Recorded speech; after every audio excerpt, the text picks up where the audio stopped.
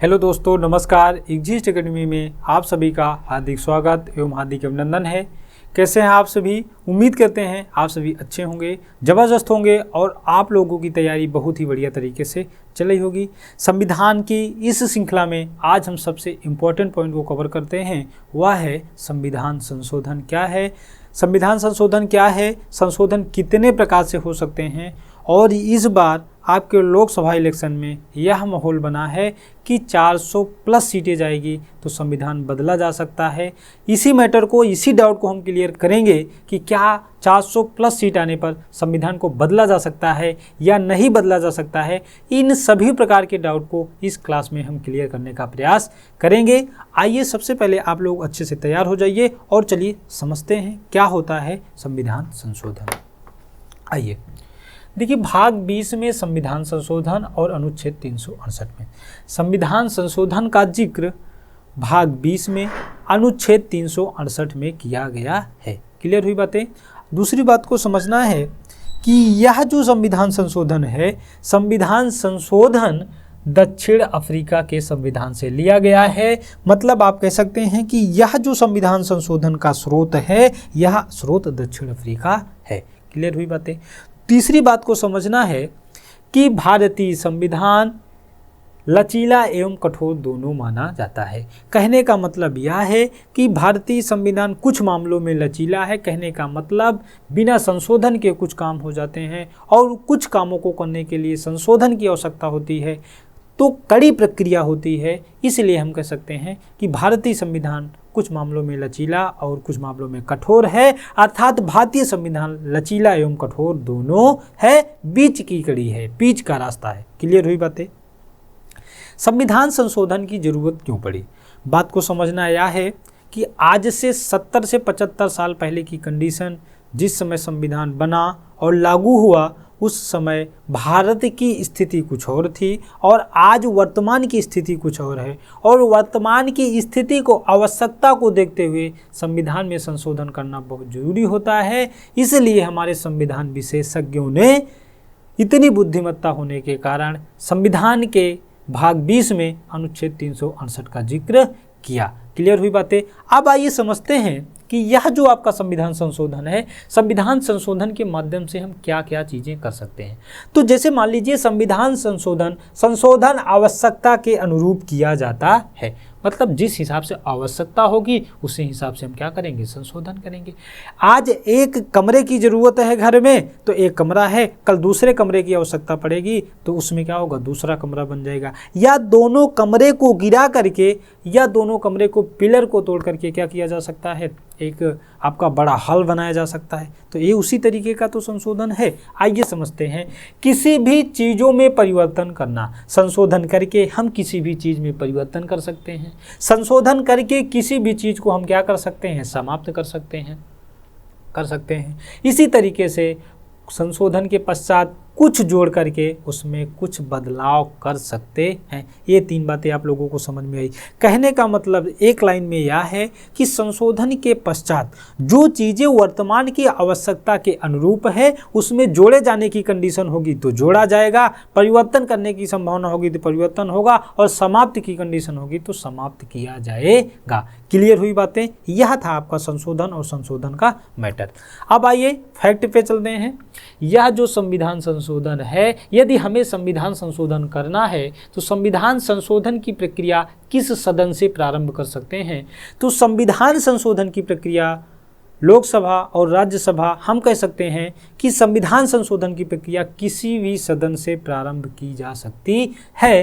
लेकिन ध्यान रखेंगे, यह राज्य का विधानमंडल इसमें हस्तक्षेप नहीं करेगा। कहने का मतलब है कि इस तरीके का, मतलब कोई भी काम, कहने का मतलब यह है कि राज्य विधानमंडल इसमें शामिल नहीं होगा। संविधान संशोधन की प्रक्रिया संसद के किसी भी सदन में होगी, लेकिन विधानमंडल में ऐसी भी कोई प्रक्रिया नहीं होगी। क्लियर है बात? आइए आगे बात को समझते हैं। अब यह संविधान संशोधन का जो विधेयक है, इसको किसके द्वारा लाया जाता है मेरे भाई? तो संविधान संशोधन का यह विधेयक संसद के सदस्य, सरकारी या गैर सरकारी या मंत्री या गैर सरकारी के द्वारा लाया जाता है। आइए अब ये डाउट को क्लियर कर लेते हैं, किसे हम मंत्री कहेंगे, किसे गैर सरकारी सदस्य कहेंगे। देखिए लोकसभा में टोटल कितने मेंबर्स होते हैं, आप यहाँ पे समझिएगा। लोकसभा में टोटल सदस्य की संख्या कितना, 543। तो 543 का 15%, तो 543 के 15% जितने भी आएंगे वो तो मंत्री बन जाएंगे, वही मंत्री, मतलब उतने ही मंत्री होते हैं। तो यही मंत्री सरकारी कहे जाते हैं। और बाकी बचे कितने, शेष सांसद बचेंगे कि नहीं, तो शेष बचे सांसद को हमने क्या नाम दे दिया, गैर सरकारी सदस्य। कहने का मतलब यह है कि संसद में, लोकसभा में जितने भी सदस्य होंगे सभी मंत्री नहीं होते हैं, 15% ही मंत्री होते हैं। तो 15% मंत्री को सरकारी तथा बाकी बचे शेष सांसद को क्या हम बोलते हैं, गैर सरकारी सदस्य बोलते हैं। और यह विधेयक, संविधान संशोधन का यह विधेयक दोनों के द्वारा लाया जा सकता है। क्लियर हुई बातें, दोनों के द्वारा यह लाया जा सकता है। एक बात और समझना है, ज्वाइंट सेशन अनुच्छेद 108 नहीं लाया जा सकता। इसका मतलब क्या है कि संविधान संशोधन के मामले पर ज्वाइंट सेशन, संयुक्त अधिवेशन जो अनुच्छेद 108 में उल्लिखित है, नहीं लाया जा सकता है। अर्थात संविधान संशोधन के मामले पे राष्ट्रपति द्वारा ज्वाइंट सेशन नहीं बुलाया जा सकता है। क्लियर हुई बातें। अब आइए अगली बात को समझते हैं। अगली बात क्या है, संशोधन के प्रकार। संविधान के कितने प्रकार के संशोधन हो सकते हैं, तो संविधान में 3 प्रकार के संशोधन होते हैं। कितने प्रकार के संशोधन, 3 प्रकार के। एक तो आपका साधारण बहुमत, साधारण बहुमत के द्वारा संशोधन, दूसरा विशेष बहुमत के द्वारा संशोधन, तीसरा विशेष बहुमत प्लस आधे से अधिक राज्यों के विधानमंडल से साधारण बहुमत द्वारा। क्लियर बातें समझ में आई। आइए एक बात को और समझ लेते हैं। आप लोग पढ़े होंगे या समझे होंगे अनुच्छेद 368। मेरे भाई, अनुच्छेद 368 में 2 प्रकार के संशोधन होते हैं, लेकिन संविधान में कितने प्रकार के संशोधन, 3 प्रकार के। तो कौन सा एक है जो अनुच्छेद 368 में शामिल नहीं होता है। आप लोगों को ध्यान रखना है कि साधारण बहुमत द्वारा जो संशोधन होता है यह अनुच्छेद 368 के तहत संशोधन नहीं माना जाता है, या अनुच्छेद 368 की कैटेगरी में शामिल नहीं होता है। क्लियर हुई बातें। आइए बात को समझते हैं, अगली बातें क्या है। आइए अब अगली बात को समझते हैं। साधारण बहुमत क्या होता है, तो संसद के दोनों सदनों द्वारा साधारण बहुमत से संशोधन। तो इसमें क्या होता है, उपस्थित एवं मत देने वाले सदस्यों का 50% प्लस। मतलब कोई भी व्यक्ति यदि पूछे कि साधारण बहुमत क्या होता है, सिंपल मेजोरिटी क्या होती है, आपको बताना है कि 50% प्लस। अगर फिर भी ना समझ पाए तो आपको बताना है उपस्थित एवं मतदान करने वाले सदस्यों का 50% प्लस 1, 50%। जैसे हमने कहा कि लोकसभा में सीटों की संख्या कितनी है, 543 है। तो जब लोकसभा में 543 है तो भाई देखिए, लोकसभा में 543 है तो 543 सदस्य तो डेली वहाँ पे उपलब्ध रहेंगे नहीं, या डेली सदन में बैठेंगे नहीं। तो मान लीजिए सदन में टोटल सदस्य कितने उपस्थित हैं, 260। तो हमें इसको साधारण बहुमत से करना है, तो 260 का बाई 2, तो ये हो जाएगा 50%। 130 क्या हुआ, 50%, और प्लस 1 का दिए तो क्या हो गया, 131 हो गया। अर्थात ये क्या हो गया, साधारण बहुमत 50% प्लस हो गया। क्लियर हुई बातें। अब आइए बात को समझते हैं कि इस सिंपल मेजोरिटी से हम कौन कौन सा काम कर सकते हैं। सिंपल मेजोरिटी के माध्यम से हम अनुच्छेद 2 में संघ में नए राज्यों का प्रवेश कर सकते हैं। अगर भारतीय संघ में कोई नया राज्य जोड़ना है, शामिल करना है, तो हम अनुच्छेद 2 का प्रयोग करते हैं। कैसे, जैसे हमने किया था या जैसे हम करेंगे। अनुच्छेद 2 में संघ में नए राज्यों का प्रवेश है। संघ में नए राज्यों का प्रवेश का मतलब यह होता है कि जैसे किसी भी बाहरी कोई देशी रियासत है, या जैसे मान लीजिए म्यांमार है, तो म्यांमार को यदि भारत में प्रवेश देना है तो अनुच्छेद 2 के तहत हो जाएगा। क्लियर हुई बातें।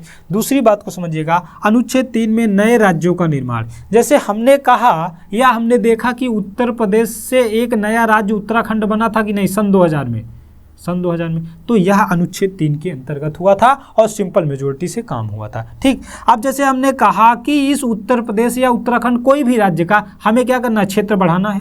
सीमा बदलना है या राज्यों के नामों में परिवर्तन करना है। जैसे उत्तर प्रदेश का पहले नाम संयुक्त प्रांत हुआ करता था, तो संयुक्त प्रांत के बाद क्या हो गया, उत्तर प्रदेश हो गया। तो इन समस्त प्रकार के जो काम होते हैं या अनुच्छेद 3 के अंतर्गत होते हैं और ऐसा काम सिंपल मेजोरिटी के द्वारा होता है। क्लियर हुई बातें? क्लियर हुई या नहीं? आइए अगली बात को समझते हैं। अनुच्छेद 169। अनुच्छेद 169 भाई बहुत बढ़िया चीज़ है, बहुत बढ़िया आर्टिकल है। विधान परिषद का गठन या समापन। विधान परिषद प्रत्येक राज्यों में नहीं है। वर्तमान में विधान परिषद 6 राज्यों में है और विधान परिषद को यदि किसी भी राज्यों में बनाना है या समाप्त करना है, ऐसा काम अनुच्छेद 169 के तहत होगा और यह सिंपल मेजोरिटी से होगा। क्लियर हुई बातें? क्लियर हुई बातें या नहीं? आइए अगली बात को समझते हैं। अनुच्छेद 100। अनुच्छेद 100 का मतलब होता है संसद की गणपूर्ति। बहुत अच्छी बात कही गई है, इसको आप अच्छे से समझिएगा। क्या सदन में लोकसभा में 20 लोग बैठे हैं, कोई भी बिल आए उसको पास करवा सकते हैं? अगर गणपूर्ति ना होती तो पॉसिबल होता। मान लीजिए हमने कहा कि लोकसभा में टोटल 543 सदस्य होते हैं और 40 लोग बैठे, और 40 लोग कौन बैठे? सरकार की तरफ वाले। 40 लोग सरकार की तरफ वाले बैठे और कोनो भी विधेयक आराम से क्या कर लिए, पास करवा लिए। ऐसा पॉसिबल है? नहीं। संसद की गणपूर्ति का मतलब यह होता है 1/10। तो टोटल लोकसभा में कितने मेंबर? टोटल लोकसभा में मेंबर कितने? 543 और इनकी गणपूर्ति का मतलब 1/10। तो यहाँ पे 54.3। अब एक बात बताओ, 54 तो आदमी मिल जाएंगे, क्लियर है, लेकिन 0.3 आदमी मिलेंगे? नहीं मिलेंगे। जब 0.3 नहीं मिलेंगे तो इनको क्या समझेंगे हम? 55 सदस्य। तो लोकसभा की कार्यवाही के लिए कम से कम उसका कोरम पूरा होना चाहिए, अर्थात 55 सदस्य होना अनिवार्य है। क्लियर हुई बातें? तब जाकर के कोई भी काम पॉसिबल होगा। अच्छी बात है, समझने लायक बात है। दूसरी बात को समझिएगा। दूसरी बात आप लोगों को क्या समझना है, जैसे हमने कहा राज्यसभा में 245 मेंबर, तो 1/10 कितना हो जाएगा? 24.5 हो जाएगा। अब 0.5 आदमी होगा ना, इसका मतलब 25 हो जाएगा। तो राज्यसभा का कोरम 25 होता है और लोकसभा का 55 होता है। तो भाई सदन में इतने लोग तो अनिवार्य है, इतने लोग होना अनिवार्य है सदन में, तभी भी सदन की कार्यवाही होगी। नहीं तो इस समय कोई भी विधेयक पास नहीं हो सकता और क्या हो सकता है, सदन को कुछ समय के लिए रोका जा सकता है या कोरम पूरा होने तक रोका जा सकता है। ऐसे समझ लीजिएगा। आई होप कि आप लोगों को यह इतनी बात बहुत बेहतर तरीके से समझ में आई होगी। जो बातें ना समझ में आई हो आप कमेंट सेक्शन में ज़रूर बताएं। चलिए अब इसके आगे हम लोग समझते हैं क्या होता है विशेष बहुमत और आगे की प्रक्रिया। आइए दोस्तों, हम लोग समझते हैं विशेष बहुमत और विशेष बहुमत के बाद पढ़ते हैं विशेष बहुमत प्लस आधे से अधिक राज्यों के विधानमंडल का साधारण बहुमत। इसका मतलब क्या है? देखिए, विशेष बहुमत का मतलब क्या होता है कि सदन के कुल सदस्यों का बहुमत। कहने का मतलब क्या है कि जैसे मान लीजिए सदन में टोटल सदस्य कितने हैं? 543। तो विशेष बहुमत की पहली कंडीशन है कि सदन के कुल सदस्यों का बहुमत। तो कुल सदस्यों का बहुमत कितना होगा? यहाँ से आइए, तो कुल सदस्यों का बहुमत यहाँ पे हो जाएगा कितना? यहाँ पे हो जाएगा 2 दूनी 4, 1 214, 2 1 कम 2 2 पंचे 10।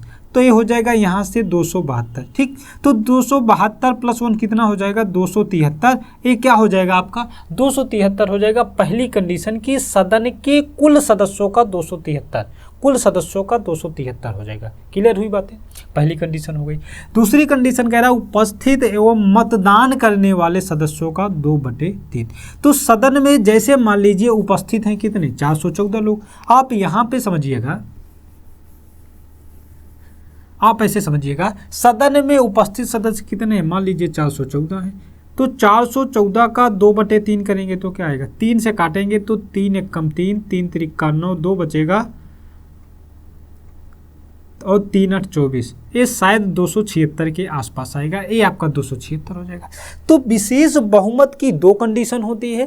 पहली कंडीशन है क्या है कि सदन के कुल सदस्यों का बहुमत। तो लोकसभा है तो लोकसभा में कुल सदस्य कितने? 543। तो 543 सदस्यों का बहुमत कितना हो जाएगा? 543 सदस्यों का बहुमत हो जाएगा 273। एक तो पहली कंडीशन है फुलफिल होनी चाहिए। दूसरी कंडीशन कह रहा है जो उपस्थित एवं मतदान करने वाले हों। तो उपस्थित एवं मतदान करने वाले, इसका मतलब है कि सदन सदन में 543 के 543 तो उपस्थित होंगे नहीं। हमने कहा मान लीजिए 414 लोग उपस्थित हैं, तो 414 लोग उपस्थित हैं, तो इसमें से 414 का स्पेशल मेजोरिटी मतलब 2/3, तो 2/3 से इसको क्या करेंगे, इसको 3 से यहाँ से काट देंगे तो 138, और 138 का डबल कितना हो जाएगा, 276 हो जाएगा। क्लियर हुई बातें। मान लीजिए कि सदन में 543 के 543 टोटल सभी लोग क्या है, उपस्थित हैं, तो इनका 2/3 कितना होगा, 2/3 362 होगा। क्लियर हुई बातें। तो मैक्सिमम आपकी 2/3 मेजोरिटी कितना है, 362 है। तो यहाँ पर जो 400 पार का इस बार लोकसभा में मैटर है, इसका कोई भी मतलब नहीं है। क्लियर हुई बातें। मतलब विशेष बहुमत का जो मैक्सिमम होगा कितना होगा, 362 होगा। तो 400 पार की क्या जरूरत है, तो 362 पे विशेष बहुमत बनेगा। और बीजेपी के पास अभी वर्तमान में आधे से अधिक राज्यों में क्या है, सरकार भी है। तो जब इनके पास विशेष बहुमत है और आधे से अधिक राज्यों के विधानमंडल में आधे से अधिक राज्यों में इनकी सरकार भी है, इनको 400 पार की क्या आवश्यकता है, 400 पार की कोई आवश्यकता नहीं है। मेरे दोस्त, क्या 400 पार होने के पश्चात संविधान को बदला जा सकता है, इसको इसी टॉपिक के बाद आगे कवर करते हैं। आइए देखिए, दूसरी बात कह रहा है विशेष बहुमत प्लस आधे से अधिक राज्यों के विधानमंडल का साधारण बहुमत होना चाहिए। तो विशेष बहुमत आप लोग यहाँ पे समझ पाए होंगे। तो विशेष बहुमत तो आपका वही हो जाएगा 2/3 मेजोरिटी, 2/3 मेजोरिटी हो जाएगी। अब आधे से अधिक राज्यों का मतलब है, जैसे आपके यहाँ कितने राज्य हैं, 28 राज्य हैं, तो आधे राज्य कितने हो जाएंगे, 14, मतलब आधे से अधिक, इसका मतलब 15। कहने का मतलब क्या है, इस बहुमत का मतलब यह होता है कि 2/3 मेजोरिटी प्लस आधे से अधिक राज्यों का बहुमत। इसका मतलब यदि राष्ट्रपति का निर्वाचन और उनकी निर्वाचन प्रक्रिया में किसी भी प्रकार का बदलाव करना है, तो सबसे पहली बात हमें 2/3 बहुमत चाहिए। उसके बाद 28 राज्यों में से आधे से अधिक अर्थात 15 राज्यों के विधानमंडल से क्या होना चाहिए, साधारण बहुमत से पास होना चाहिए। क्लियर हुई बातें। तो इस प्रकार के बहुमत से हम कौन सा काम कर सकते हैं, राष्ट्रपति का निर्वाचन और निर्वाचन प्रक्रिया में कोई परिवर्तन करना है, काम करना है। 7वीं अनुसूची से संबंधित कोई विषय है, आप पढ़े होंगे, संघ सूची, राज्य सूची, समवर्ती सूची, इनमें किसी भी प्रकार का परिवर्तन करना है, तो सबसे पहली बात है स्पेशल मेजोरिटी प्लस आधे से अधिक राज्यों के विधानमंडल का साधारण बहुमत द्वारा पास होना। हमने कहा संघ की कार्यपालिका को कोई विस्तार करना है, राज्य की कार्यपालिका को विस्तार करना है, खुद अनुच्छेद 368 में कोई संशोधन करना है, या संसद में राज्यों का प्रतिनिधित्व, इन सभी इसी तरीके के और बहुत पॉइंट हैं, लेकिन यही इतने पॉइंट आपको इम्पोर्टेंट हमने रखा है। इन इतने से यदि इतने पे काम करेगा तो यह काम विशेष बहुमत 2/3 मेजोरिटी प्लस आधे से अधिक राज्यों के विधानमंडल का साधारण बहुमत होना अनिवार्य है। अब आइए अगले बात को समझते हैं, थोड़ी सी थियरी टाइप में बातों को सुनिएगा कि जो करंट में लोकसभा का जो मैटर है, 400 प्लस सीटों का जो दावा किया जा रहा है, क्या इस पे संविधान बदला जा सकता है। तो स्पेशल मेजोरिटी 362 की और आधे से अधिक राज्य में बीजेपी की सरकार भी है, और स्पेशल मेजोरिटी मैक्सिमम 362 है। क्लियर समझिएगा बात को। तो क्या संविधान को बदला जा सकता है। संविधान को बदलने के लिए सीट आप समझिएगा 400 नहीं 450 सीट भी मिल जाए, लेकिन संविधान को बदला नहीं जा सकता है। क्यों? क्योंकि 24 अप्रैल 1973 को एक बहुत ही फेमस एक मामला आया था, क्लियर हुआ था। क्या मामला था? केशवानंद भारती वर्सेज केरल राज्य। एक काम करिएगा, इस बात को पूरा कंप्लीट फिर से समझिएगा। यहाँ तक आप लोग समझ पाए होंगे, यहाँ से फिर से सुनिएगा। क्या समझना है कि यहाँ पे स्पेशल मेजोरिटी है और आधे से अधिक राज्यों में सरकार भी है, तो यहाँ पे 400 पार सीट की क्या आवश्यकता है। अगर सरकार 400 पार सीट पा भी जाती है तो क्या संविधान को बदला जा सकता है? तो संविधान को तभी बदला जा सकता है जब केशवानंद भारती वर्सेज केरल का जो मामला है, उस मामले को यदि परिवर्तन कर दिया जाता है, उसको समाप्त कर दिया जाता है, तब उसके समाप्त होने के पश्चात यदि कोई दूसरा ऐसा डिसीजन आता है, तब इसको क्या किया जा सकता है, ऐसा किया जा सकता है, बदला जा सकता है। क्लियर हुई बातें। फिलहाल जब तक केशवानंद भारतीवाद है, उसमें जो सुप्रीम कोर्ट ने डिसीजन दिया है, तब तक संविधान में परिवर्तन तो किया जा सकता है, लेकिन संविधान के मूल ढांचे या आधारभूत ढांचे, बेसिक स्ट्रक्चर्स के साथ किसी भी प्रकार का खिलवाड़ नहीं किया जा सकता है। क्लियर हुई बातें। केशवानंद भारती एक आपके मठाधीश थे, सरकार ने इनकी ज़मीन को ले लिया था। इसी मैटर पे एक केस लड़ने गए और उसके पश्चात सुप्रीम कोर्ट जब पहुँचे तो सुप्रीम कोर्ट में, हालांकि इनकी ज़मीन को सरकार ने वापस तो नहीं किया, लेकिन एक इतना बड़ा फैसला दे दिया सुप्रीम कोर्ट ने, जो आज भी सरकार संशोधन करने के लिए केशवानंद भारती को जरूर याद करेगी। कहने का मतलब क्या है, केशवानंद भारतीवाद में सुप्रीम कोर्ट ने 24 अप्रैल 1973 को जो दिया था, इस डिसीजन में 7 और 6 का रेशियो था और 13 जजों की संवैधानिक बेंच थी और यह सबसे बड़ी, अभी तक की सबसे बड़ी ऐतिहासिक बेंच थी। और इस ऐतिहासिक बेंच में सुप्रीम कोर्ट ने मूल ढांचा या आधारभूत ढांचा का सिद्धांत दिया। सुप्रीम कोर्ट ने कहा कि आप दबा के संशोधन करिए, कोई दिक्कत नहीं है, लेकिन मूल ढांचे के साथ किसी भी प्रकार का छेड़छाड़ मत करिए। बातें समझ में आई। अब मूल ढांचा क्या है, तो मूल ढांचा सुप्रीम कोर्ट ने कहा आप संशोधन करके आइएगा, तब हम बताएंगे कि मूल ढांचा क्या होता है। क्लियर हुई बातें।